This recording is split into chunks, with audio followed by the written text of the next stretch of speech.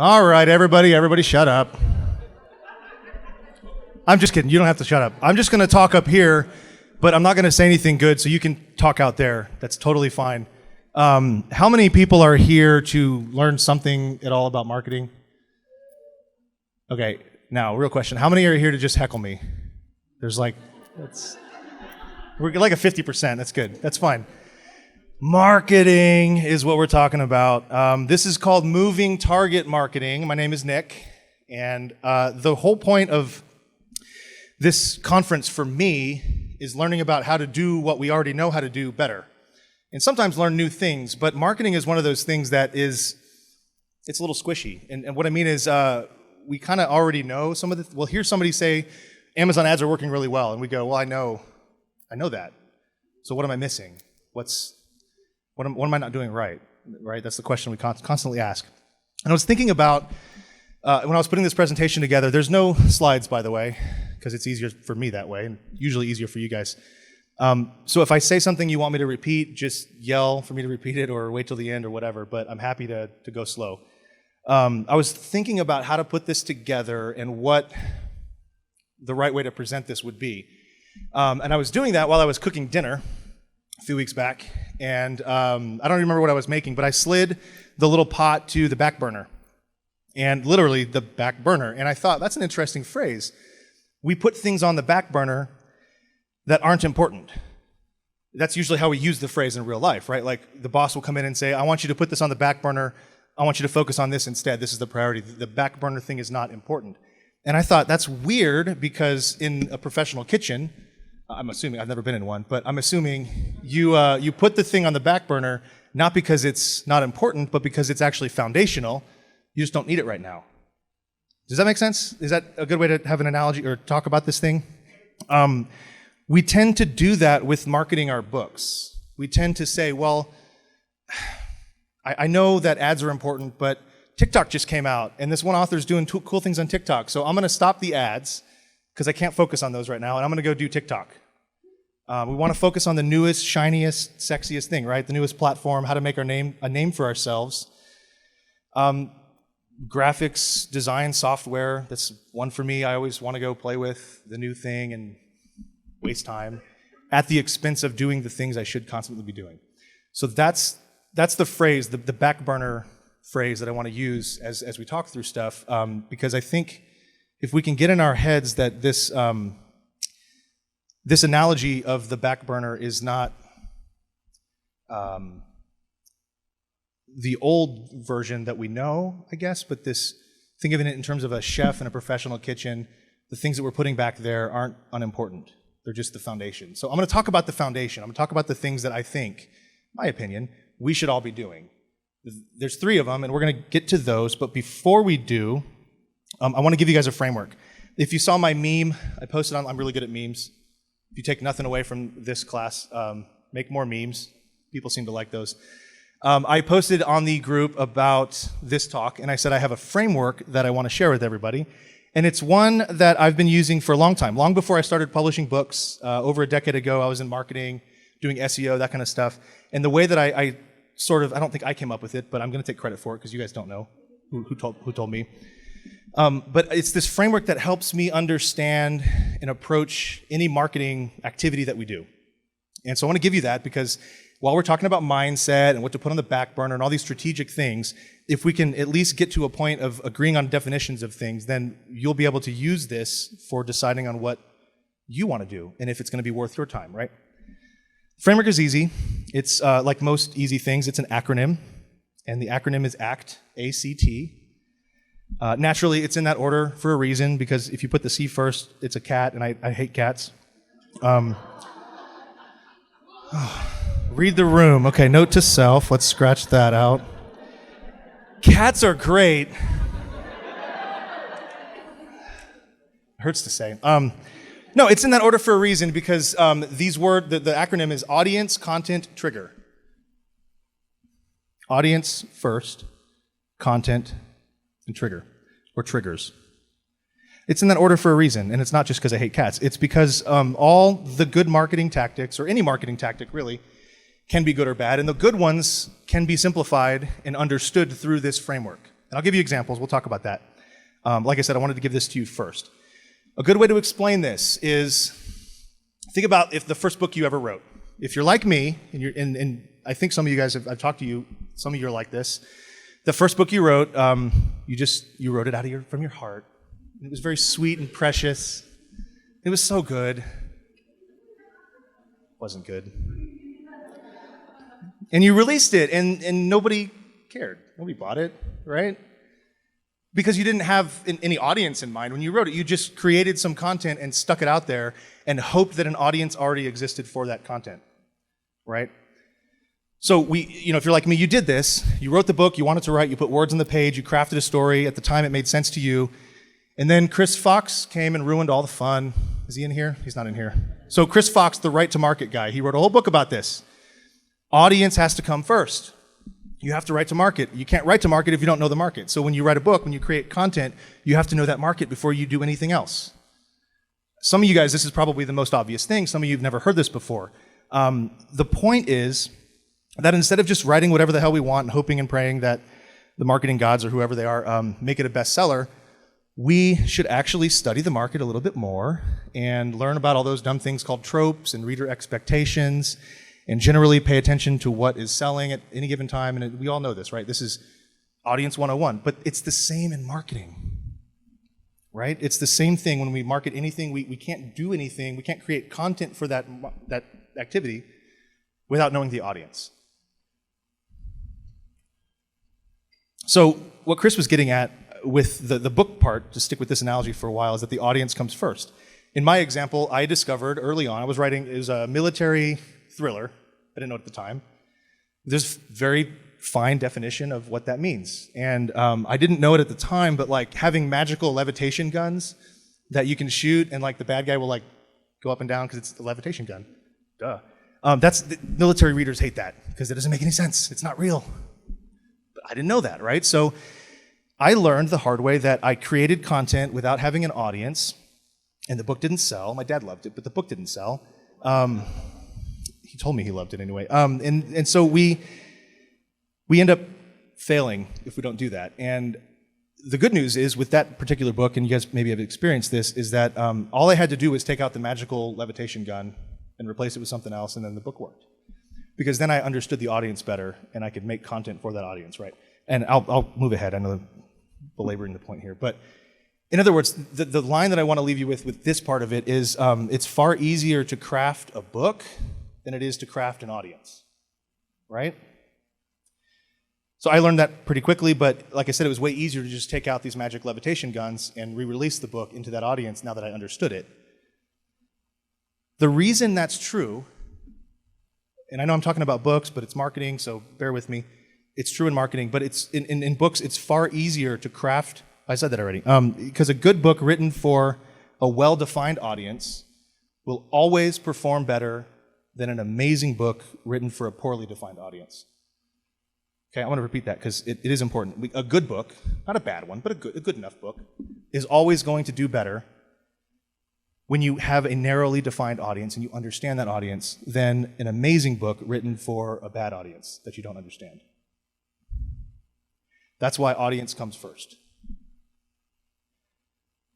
So the content matters, like I said. It has to be a good book. You have to be a good storyteller, blah, blah, blah. But you have to find that audience first, and then you can deliver good content to them. That's what marketing is. And then the last part of the framework is triggers. That's the action we tend to think of when we think of marketing, a call to action, a link at the end of the book that says, buy my next book, or sign up for my mailing list. These are just the triggers.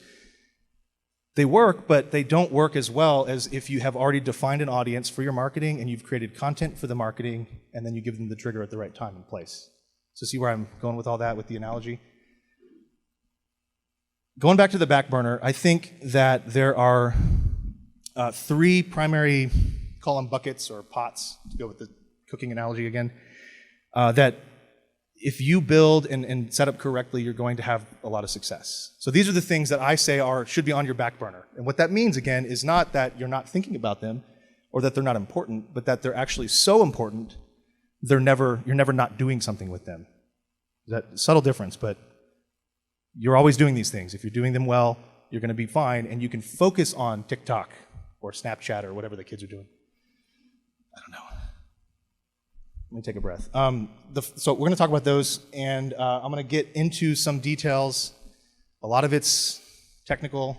We won't go too far into the weeds with some of that stuff, but I do want to reiterate that if anybody has questions, you can interrupt me or wait till the end. Sorry, I saw a scary guy come in, and he's got a fancy clothes on. I don't know what he's doing. Okay, let's talk about those three things. These are the three buckets, or the three important areas of marketing that I think we all know about, and you might be disappointed to hear them again, reiterated, but like I said, there's ways we can set them up better that will help us be more successful. And the first one, I have to talk about it first because I hate it. The first bucket is social media. Dun, dun, dun. If there was ever a marketing activity or strategy that I wish did not exist, it would be this one. It sucks. It's mindless. It's dumb. It's full of stupid memes. It's useless to society. If Napoleon Hill wrote his book about social media, it would have been called How to Piss Off Friends and Upset People. If I could turn it off tonight, if I could go back in my room and just turn off all my social media accounts, I hate it. It's that bad. But guess what?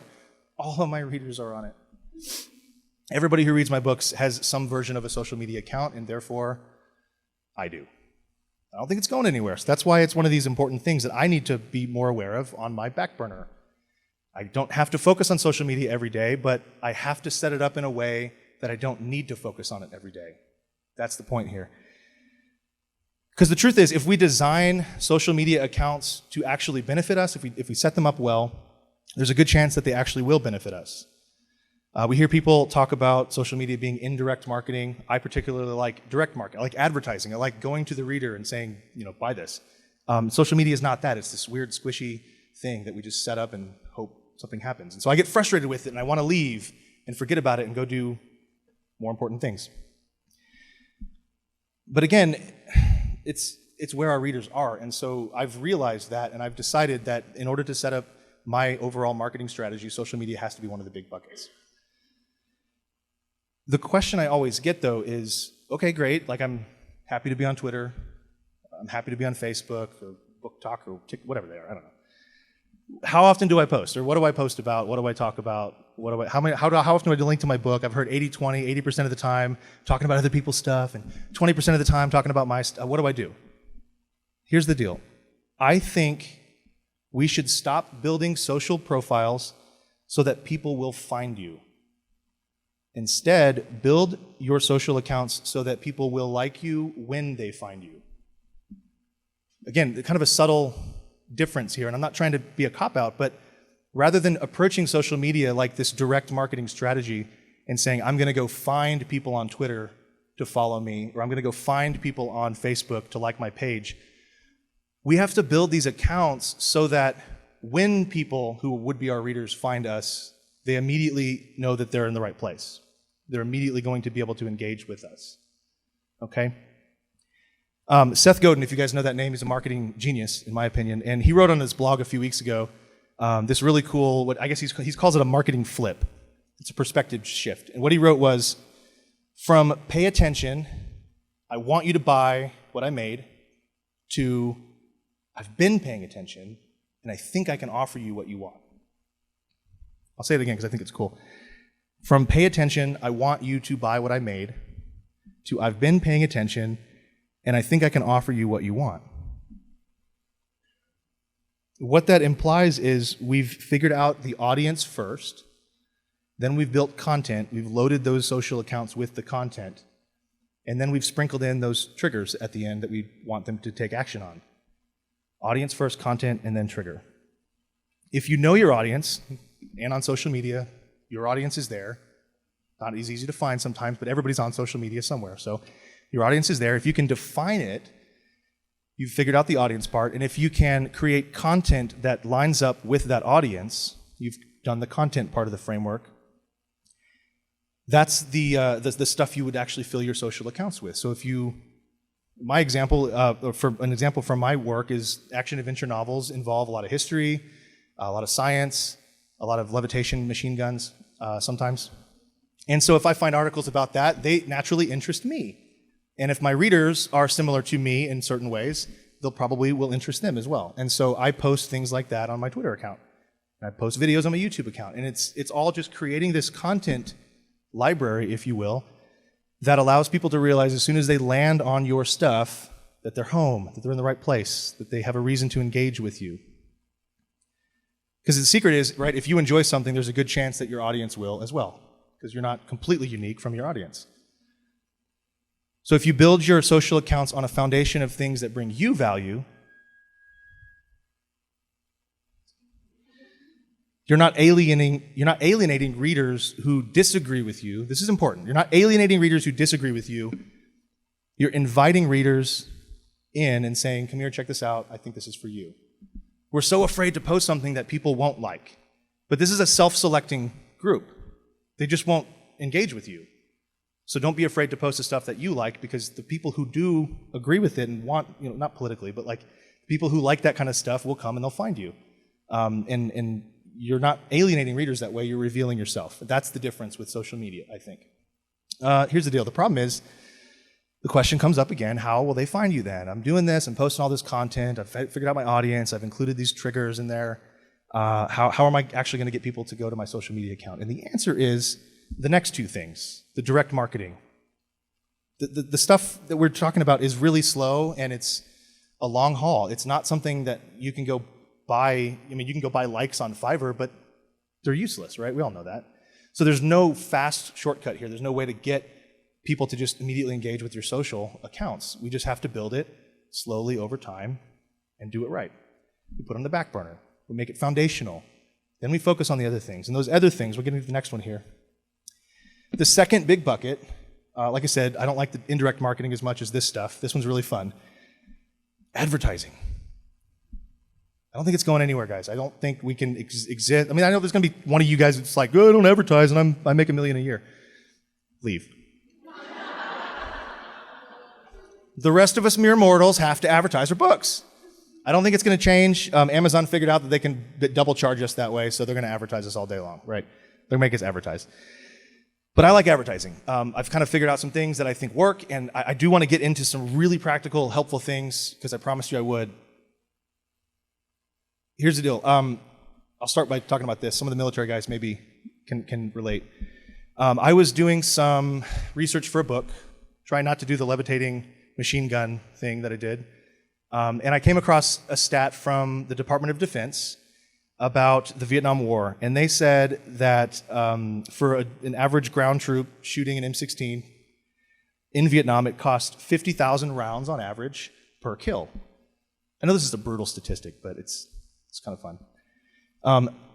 On the contrary, a trained sniper in Vietnam, it cost 1.3 rounds per kill. So it's no wonder the Army is going to invest way more money in the sniper than the shotgun approach. You just spray and pray.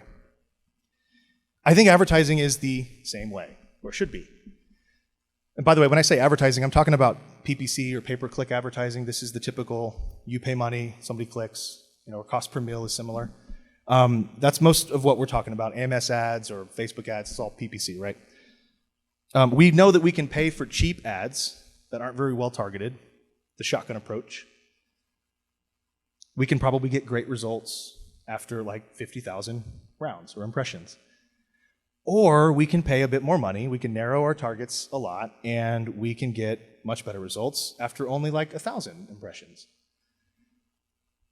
So you see where I'm going with it, right? I mentioned earlier that advertising should be one of the main pots, and we should be spending time focusing on it, but it seems to be that it's like the first thing we drop when we want to try something new. It's the first, we're spending money, so we're like, well, advertising is not work. I'm not rich yet, so clearly ads don't work. We turn those off and go get back on TikTok, right? The reason is, and I'm not going to call anybody out, but this going belief system seems to be that we should just shotgun 1,000 ads. We make 300 ads a day, and then we load each one of those ads up with 500 keywords or whatever the max is, and we turn them on at the bare minimum spend, and we just do that every single day until what happens? Nothing happens, right? There's a couple sales, but there's no way we can possibly attribute the sale to a particular ad that we made. We have no idea. Amazon is terrible because they hate us as humans and they won't give us good reporting, so we have no idea if the data even lines up, right? I know Amazon's not here, so I can say that. I'm pretty sure they're not watching online either. But they are everywhere, yeah. That's the guy who came in. But this strategy, it gets incredibly convoluted, and so there's no way that we can actually make this a core back burner item in our marketing strategy, right? Because we're just not going to do it. We're not going to go through pages and pages of ads every single day and try to figure out, well, I guess this one, got a click, so maybe that's the keyword that's working. It just doesn't work. So instead, we should do the sniper approach. Advertise like a sniper. I'm going to give you something to do. When you get back to your room, open up the, it's AMS, it's now called Amazon Sponsored Ads. Set up a new ad, just one. Just build one ad. And make sure it's a sponsored product ad. They like to make things really confusing. But sponsored product ads, you can choose products or keywords. Choose the product. That's the ASIN target, so you go and find another book in your genre and you can target. That's the ad I'm talking about, right? Go create just one. Choose a book, your book, or you can advertise mine if you want, that's fine. I like to use the first in series. It's a good one. If you're not advertising one right now and you've got a first book in the series sitting there, choose that one. That's a good option. And then choose a product to target. Make sure, go back to the audience thing that we talked about. Make sure that it's exactly in the same genre as the book you're advertising. Exactly. It's the exact same book. It might as well. It's like when Ernie writes a book and I write a book. It's the same book. It's just one has his name on it, one has my name on it. So when I advertise, I'm going to choose his book because it's in the same genre. It's the same readers. Now go to that target, go to that book, scroll down the page on Amazon and see what the rank is. If it's less than 10,000, meaning number 1 on Amazon all the way to number 10,000 on Amazon, it's a good target. Keep it. If it's over 10,000, throw it away. It doesn't exist. Okay? I know I can sense some tension in the room already. You guys are mad. You're throwing away good targets. But here's the deal. The reason you're throwing those away is there's not enough eyeballs on that target. There's just not enough information happening for you to get enough data from it. So we don't want it right now. Maybe they'll get a book bub and that book pops back up in rank and then you can target it and advertise to it. But until then, don't worry about it. Do that again with another book and another book until you have 10 to 20 targets in this one ad. Again, all we're making is one ad. Is Brian Meeks in here? No? Okay. Variance be damned. You can tell him I said that. I love Brian. He loves me, so I can say that. It's a very not Brian Meeks strategy, and nothing against his strategy except it doesn't work.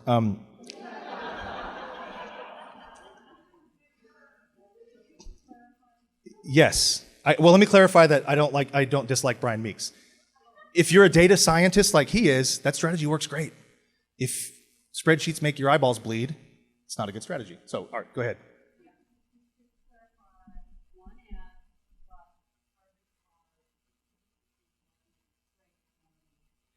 Yes. If you were to say, Mom, here's a book that's just like mine, I think you should read it. That's what we want, exactly the same as your book. One ad, up to 20 targets in that one ad. Okay, yeah, can I get through just this section and then I'll come back. What we're doing here is we're building, again, one ad that's going to give us data very quickly. How? Well, we're also going to set the ad to fixed bid. Not up and down and let Amazon play with our lives like that. We're just going to get a fixed bid. And it typically, this isn't always true, but it typically works faster that way, meaning the ad turns on faster and you get some data pretty quickly, you get impressions right away. Again, it's not always the case, but you typically will start getting more data that way, and that's what we want quickly. So what you're doing at this point is you set up an ad, you get it running. You want to probably watch it for a week or two because, let's be honest, like I said, it's Amazon. Their reporting is slow. But you want to let it run for a week or even two, and when you start seeing about 1,000 impressions for each of those targets, not overall, but like one of those book targets has 1,000 impressions, the next one has 700, the next one's got 1,500. That's what it's going to start to look like. You'll be able to make some decisions for each of those targets. What I mean by that is you can start changing the bid to get your book placed where you want it on Amazon. This is true. This is crazy. You go open an incognito window or whatever the thing is, private window, so you're not messing with your Amazon recommendations, in a new browser, and you type in Amazon.com, you go to one of the targets, you scroll down the page, and you look at that carousel. You know what I'm talking about? It's got sponsored products in there. There's like also bots, but look at the one that's ads. Don't do what I did and look through also bots, trying to find your book that you're advertising, because that's not where it shows up, and you'll be there for days. You can actually go back to the Amazon ads dashboard and change your bid, go up by 5 cents or 10 cents or whatever, refresh the other page, and see if it shows up in the carousel then. And keep doing it until your bid is up pretty high and your book is sitting on the first page on that first carousel. Doesn't necessarily have to be the first position on the carousel, but you want it on that first page because that's visibility. That's where people will see it quickly. There's another hack you can use, which is what I do when I set up an ad, is I look at that bid range that we all love and hate, and it's like, I don't know, I think you should start at maybe 1 cent or maybe go as high as $5. You're welcome. That's Amazon. That's my impression of Amazon. That's what they do, right? So, but take that. It's usually reasonable. If you've picked a good target that's sub 10,000 in the store, there usually is some data here, and they can tell you, okay, well, 47 cents to 72 cents is a good bid range. Take the high one, double it. I know everyone's mad now. I'm not telling you to spend a bunch of money. I'm telling you to get data quicker. You can turn it off if it doesn't work. But the thing is, if you've done the job right, if you've picked a good book, you've written a good book, you got the audience worked out, and you've built an ad that's supposed to get visibility, it should work. Now, it doesn't always work because variance, but most of the time, you're going to do pretty well, and you're not going to spend a ton of money. I know what you're thinking. You're not rich. You don't have a bunch of money to waste on this. But Nick, if I do that, I won't be able to buy you a drink at the bar later. It's fine. Well, I do want you to buy me a drink at the bar later. But I want both. I want you to build this ad tonight, and I want you to buy me a drink at the bar later. But you're not going to break the bank. Just set it up for $5 for the whole ad and see what happens. That's it. That's all advertising is. You can do that, and you can put it on the back burner, and you can have that running. After a couple weeks, you'll know some of these people click on this, people click on that, and you can turn off the ones that don't work. You can increase the bid or the overall budget of the ones that do, and rinse and repeat. There's new books released all the time. You get to keep doing it over and over again. Pretty soon, you'll realize that you've built an advertising strategy that you can keep running on the back burner while you do all the other stuff you want to do. Okay, go quickly to this last one, because I could talk about it for days. The last marketing bucket is email. Email. We love it, we hate it, it's not going anywhere. We keep trying to build technology that makes it better, and we make it worse. And Apple comes in and ruins our lives, and it turns out it doesn't change anything at all. It's not going anywhere, guys. It's going to be around forever. I don't know why. It is. It's like social media. I wish it wasn't a thing, but it is. Doesn't matter who your readers are. Maybe they're like the most tech-savvy hipster. They work in Silicon Valley, and they read Substack for fun, and they get emails every day. They're on email. They do emails. Or they're old, like my mom, and they don't know how to use a computer, but guess what they do? They know how to do email. Every reader is going to be okay with email, and already is probably. And so we have to pay attention. We have to focus on it more, right? There's a couple things I'm just going to go through real quickly, and then I promise I'm going to give you a little gift at the end, but because there's a lot here. But the biggest thing people ask me, if you don't know, I started an email company a long time ago, been building it ever since, so I know more about email than anybody should ever know. And it's not a good place to be. But the truth is, people ask me the same question all the time, and it's, well, how often should I email my list? I'm afraid of that, if I get a low open rate, that they're going to shoot me into the sun, and all my author career will be over. I always tell people, send more email. Whatever you're doing, send more. If you send once a month, great. Send twice a month. If you're sending once a week, great. Send every day. I know. I know. If I haven't made you mad, now you're mad, right? Here's the deal. You are statistically less likely, I have data to prove it. You don't want to read it, it's boring. You are statistically less likely to lose subscribers by sending to them once per day than you are once per month. Why is that? They notice it. That's one reason. Yeah, sure. How easy is it to press delete on an email? How easy is it to unsubscribe from an email, right? It's actually hard. You have to scroll down more to unsubscribe usually, when they could just delete or archive the email. They don't want to read it that day. So the example I use is like, I'm on Ernie's mailing list. Most of the time, I just delete that email. Sorry, that's Kevin Tomlinson, everybody. The joke in our genre is that we're all the same person, so we never, all three of us, go to a conference together, so that there's always one of us they think is us. Anyway, so when I get an email from Ernie, I immediately know that I'm going to throw it in the trash folder without even reading it, because I don't have time for that. Unless he says, I have a new Sean Wyatt book out. And then I'll say, okay, I'll check it. It's cheap enough. Maybe I'll go buy it. Scroll through the email, read it, give him his open rate, and I'll go buy the book. So that's what we do, right? We want to get emails from people, but we want a little more control over when we get them.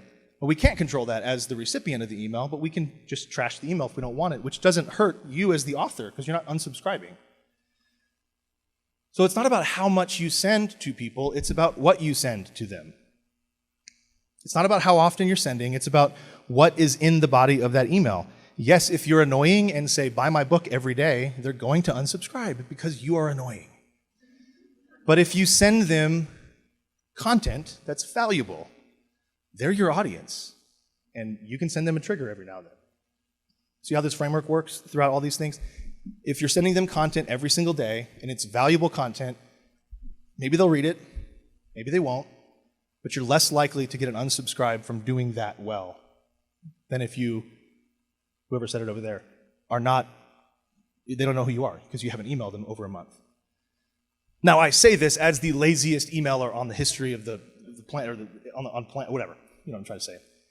I email my list as often as possible, but I also email them when I feel like it, and I don't often feel like it. And so this is one of the things that I have to work on. This is something I got to get set up and put on the back burner. And so this is where we could get into autoresponders and all that stuff and how to build those. And we don't need to do that now. That's definitely a way to do it, right?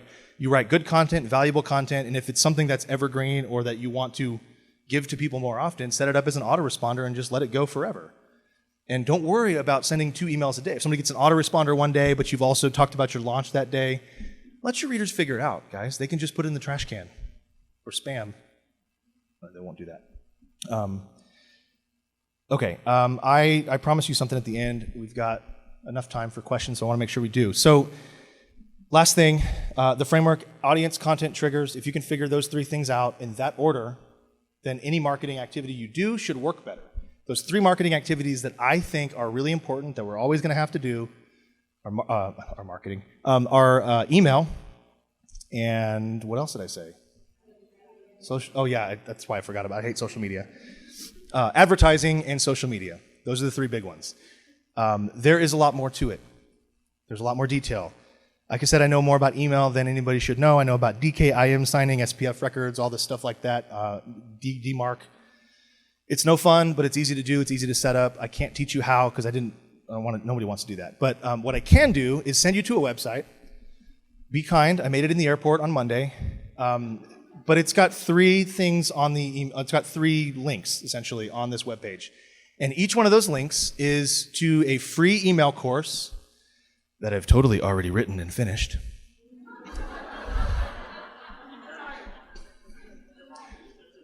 One of them's on email, 20 weeks of email. One of them's on social media, and one of them's on advertising. And it's just, I'm going to give you a little bit more, okay? I'm going to talk about here's exactly how I set up an ad, or this platform versus this one, or how to do the DMARC records for your domain, how to get a domain if you are still using Gmail. Don't do that. In the website that I want you to go to, you can do it now, but like I said, be kind because I made it in the airport. Book career in a year. I thought that was kind of cool.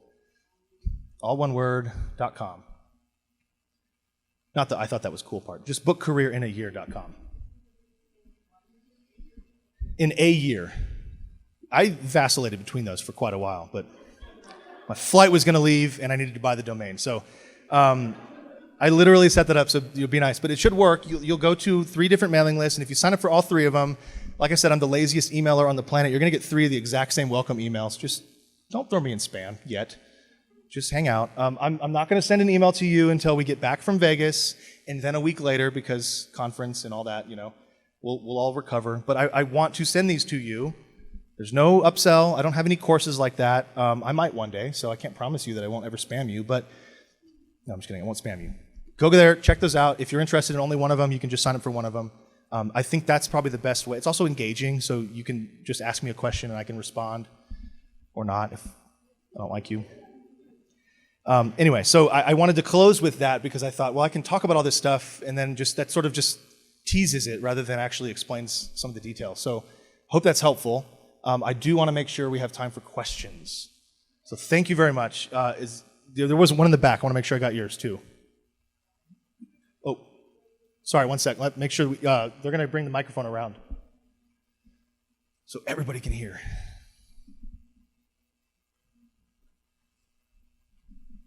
I was just wondering if you're targeting indie authors for your ads or if you're targeting traditional books. That's a great question. Both are great. Really, it's the rank that matters the most. Way in the back. Hi, thank you for this excellent seminar. So I email weekly my list. To use your example, if it was like email twice a week, I told them I'm coming to Las Vegas. I write vampire romance. Would I maybe talk about a romantic, like here I am in Vegas and here's my experience? What is an example, a concrete example? Do you read that stuff? I don't read anybody's email. No. I mean, do you read that genre? Yes. Yeah, so there's probably a lot of people on your list who are just like you, and they enjoy the things you enjoy. So even though they may not all be writers, they're probably interested in what you're doing throughout the week. So that's a long way of saying, sure, try it out. Like I said, you're less likely to get people to unsubscribe by sending stuff that truly is what you think of as valuable than if you just don't send anything at all for a long time.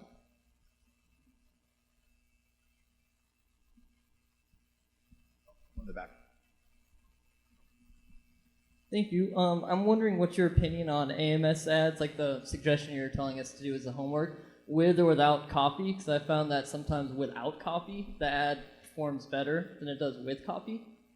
Well, I tested it a long time ago, and then Amazon kicked me off the AMS platform, so I no longer have access to write copy onto my ads. Oh. Don't open a dispute with Chase when they overcharge your credit card and you've got data to prove it and you back it up with Brian Meeks looking over it. They don't care. They kicked me off. So I don't think there's a big difference, to be honest with you. If I'm really honest, I think Amazon is going to go the route of getting rid of the copy.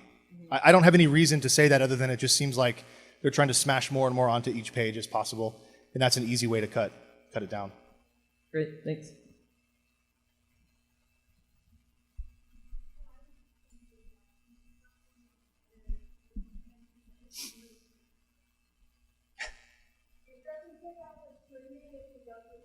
Okay. The platform on the other sites for the other country marketplaces don't have copy as an option, so it seems that that's not something they're looking to integrate, so it may be going more so exactly like Nick is saying here, by the way of removing that copy as an option, but it's always worth testing different copy, not just one set of copy too. Absolutely. Yeah, I meant to clarify, I was on AMS, and when they kicked me off, I'm on what they used to call Amazon Advertising, or AA, which is the same thing, but they don't have copy. So I'm still using the same platform, but I don't have any copy on my ads, and they work just fine. Do you have any tips on what you do when you're researching the audience, like a step-by-step of how you figure out more data and demographics for the audience? I do not. I'm just saying that I'm. It's long. So, like I said, I came from a marketing background. Now, I am not a survey scientist, but that is a science. And so, when all my friends are like, so I just emailed my readers and I give them a survey on if they like to get emails from me, and I'm like, well, your data pool is corrupt because you sent it to them they're on your list, of course. So, I'm really particular about like when we say how do we do research on audiences. All of the things that you can think of are good ways is probably the thing I would say. What do you read? What do you know your readers like to read? What are the also bots on Amazon? Those are probably the first three things that I'll do. And if I don't have enough to go off of then, I'm probably writing in the wrong genre. Does that make sense? I didn't say that in the talk, but If you get to the point where you just can't find a book to advertise to or a target to choose because there's nothing that's like your book because you're so special and unique, you're going to be wasting money advertising it because it's not a genre. Going back to the levitating machine guns, if you're writing fantasy, sure, but I wasn't. Anything? We got one back here? Yeah. What are your thoughts on advertising outside of Amazon, like on blogs or other websites or stuff like that? Yeah, so I played a little bit around. I played around a little bit with like Google's content network. Facebook has one as well. These are just their ads that you run on their dashboard that go to other places besides Facebook and Google. And I haven't really tested them a lot.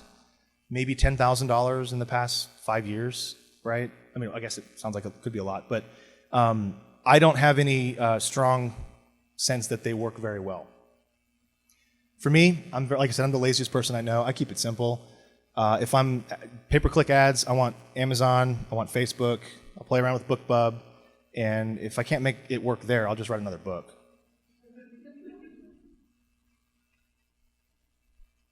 Hi, when you talking about the sponsored product ads and you click on an author name that's written a book that you want to target and it comes up with a list of 10 or 20 books that they've also written, do you just go the whole list or do you need to be more specific? No, I'm talking about just one book of theirs.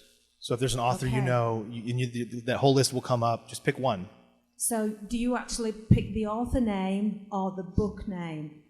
Or does That's it a great matter? question. Yeah, I will use, there's a way to just use an ASIN, the Amazon Standard Identification Number, I think, which is a book.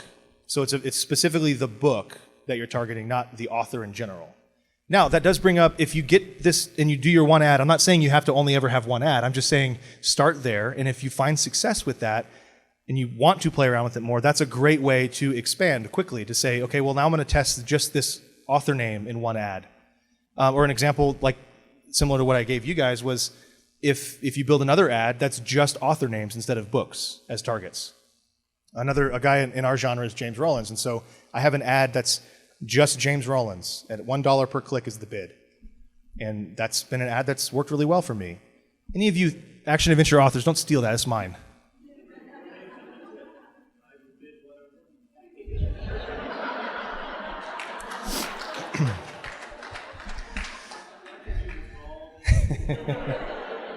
That's how advertising works. So it's, we were joking, but that's literally what you're doing. That's what you're bidding with all these other authors. And at some point, they're going to say, I don't have $1.02. So you win at 101, and then that's what you pay. That's what we're doing. That's what these bids are. And so it is important to play around with where your book shows up on that carousel.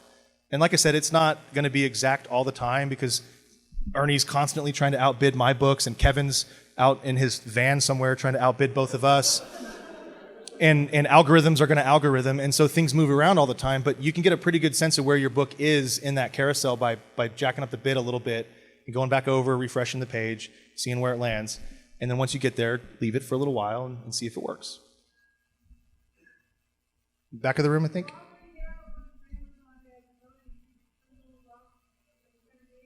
I can repeat it if you want. Well, I forgot the rest of the question now.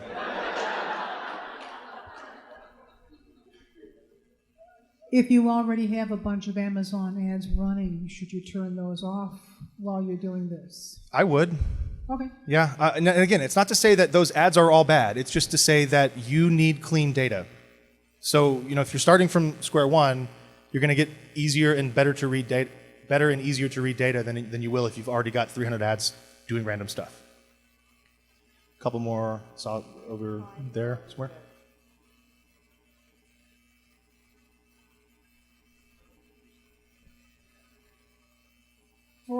Do you have any comments for those of us who have a book that's 99 cents, either as an entry to the series or not? I'm spending more in bids than I get for the book, and so I'm in the hole for every click, and I've done that because I know the value of my series is 11-something bucks, but every time I still cringe and wonder if I'm just stupid. No, you're not. I think, so my books are all $6.99 because I started out not competing with indie authors priced at 99 cents and $2.99, but the Clive Cusslers and the Dan Browns priced at, I don't know, $107.99 or some stupid number. And so my books are higher priced, and I still run my first in series ads at a loss. Sometimes. For some targets, A.G. Riddle comes to mind. That guy's a jerk. His books are like $10 to target. You know? But the point is, my series is long, and it's got decent enough read through that I will make money, and I've got clean data, and I can see that it's working. At some point, you just trust the numbers and the bank account at the end of the month. Your opinion, please, on TikTok for authors.